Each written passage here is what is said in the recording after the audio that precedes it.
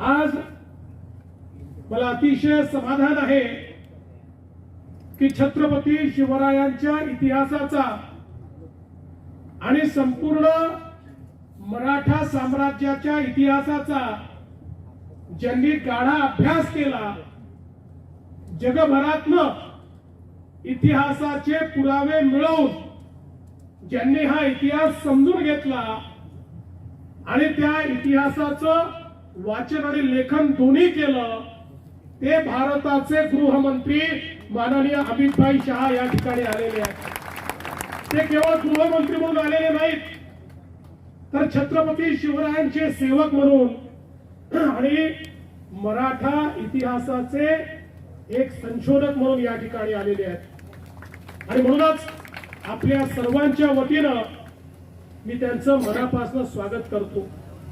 मगाशी रघुजी राजे आंग्रेंनी अतिशय योग्य सांगितलं की छत्रपती शिवराय आमचे दैवत का आहे, तर ज्यावेळी संपूर्ण देशामध्ये या हिंदुस्थानात मोगलाई होती, कुतुबशाही होती, आदिलशाही होती आणि या देशातले राजे आणि राजवाडे हे कुठेतरी त्या ठिकाणी भंग पावत होते, मोडकळीस येत होते, लढून लढून संपत होते आणि असं वाटत होतं की या परकीय आक्रमकांचं राज्य कधीच संपणार नाही. एक अंधकार तयार झाला होता, कधीच पहाट होणार नाही असं वाटत होतं. त्यावेळी आई जिजाऊंच्या आशीर्वादाने छत्रपती शिवरायांसारखा एक तेजस्वी सूर्य उगवला आणि त्या सूर्याने आपल्याला स्वराज्याची पहाट दाखवली. आणि छत्रपती नसते तर तुम्ही आम्ही कोणीच या ठिकाणी नसतो. आणि म्हणूनच छत्रपती शिवराय हे आमचं दैवत आहेत. त्यांच्यामुळे आज आम्ही सगळे या ठिकाणी स्वातंत्र्यात आहोत, देव देश आणि धर्माचं कार्य करू शकतो आहोत. आमच्यातलं ते तेज जागृत करण्याचं काम छत्रपतींनी केलं.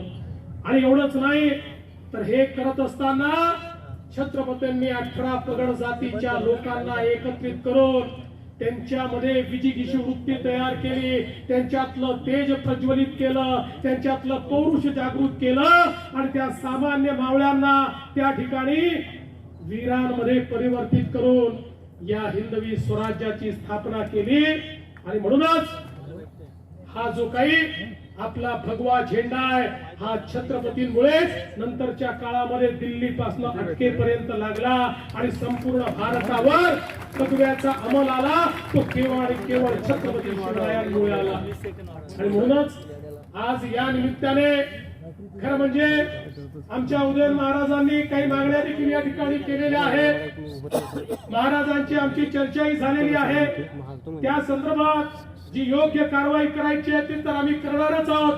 कारण आमचं सगळ्यांचंच मत आहे की महापुरुषांचा अपमान, छत्रपतींचा अपमान करणाऱ्याला तर टकमक टोकावरच लोटून दिलं पाहिजे. तर आपण लोकशाहीमध्ये आहोत, त्यामुळे लोकशाही अनुरूप या ठिकाणी नियम तयार करण्याचं काम आपण निश्चितपणे करू. आणि त्यासोबत जो छत्रपतींचा प्रमाण इतिहास हा राज्य सरकारच्या वतीनं तयार केला पाहिजे. निश्चितपणे हे काम देखील आपण हातामध्ये घेऊ. आणि यासोबत आपण अत्यंत महत्वाच्या 2 मागण्या केलेल्या आहेत. सगळ्याच मागण्या महत्वाच्या आहेत, पण या ठिकाणी अरबी समुद्रातलं जे स्मारक आहे ते सुप्रीम कोर्टात अडकलं, पण आता सुप्रीम कोर्टाने ते हायकोर्टाला पाठवलंय. महाराज आपण महाराजांचे मावळे हार मानणार नाही. हायकोर्टामध्ये लढून ते स्मारक आम्ही त्या ठिकाणी मोकळं करून घेऊ आणि कुठल्याही परिस्थितीमध्ये छत्रपती शिवरायांचे स्मारक झालं पाहिजे हा प्रयत्न आपला असेल.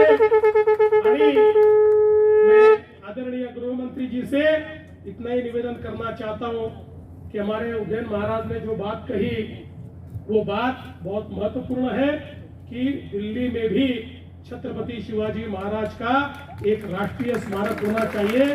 उसके लिए हम आपके पास आएंगे और आपकी मदद लेकर वहां पर उचित स्थान पर ये राष्ट्रीय स्मारक तैयार करने का हम प्रयास करेंगे. मला एक अजून गोष्ट आपल्याला सांगायची आहे की आपल्या देशाचे आपले लाडके प्रधानमंत्री माननीय मोदीजींनी आपल्या छत्रपती शिवरायांच्या 12 किल्ल्यांना युनेस्कोची हेरिटेज साइट म्हणून, विश्व हेरिटेज म्हणून त्या ठिकाणी नॉमिनेट केलेला आहे. आता 18 ते 21 या कालावधीमध्ये फ्रान्समध्ये युनेस्कोच्या समोर आमचं प्रेझेंटेशन त्या ठिकाणी होणार आहे. मी आणि आशिष शेलार आम्ही त्या ठिकाणी जाणार आहोत आणि मला विश्वास आहे की आपले 12 महाराजांचे किल्ले हे आता केवळ भारताचे नाही तर विश्व वारसा म्हणून त्याला त्या ठिकाणी मोदीजींच्या पुढाकाराने एक दर्जा प्राप्त होईल. मी आज जास्त वेळ घेणार नाही, आपल्याला अमित भाईंना सगळ्यांना ऐकायचं आहे, पण एवढंच सांगतो, महाराष्ट्रातलं आपलं सरकार हे छत्रपती शिवरायांच्या आशीर्वादाने चालणारं सरकार आहे.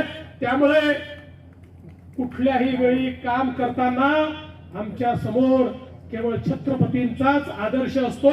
छत्रपतींचा आदर्श आणि भारताचं संविधान या दोनच गोष्टींच्या आधारावर आमचं सरकार या ठिकाणी काम करेल हा विश्वास देतो.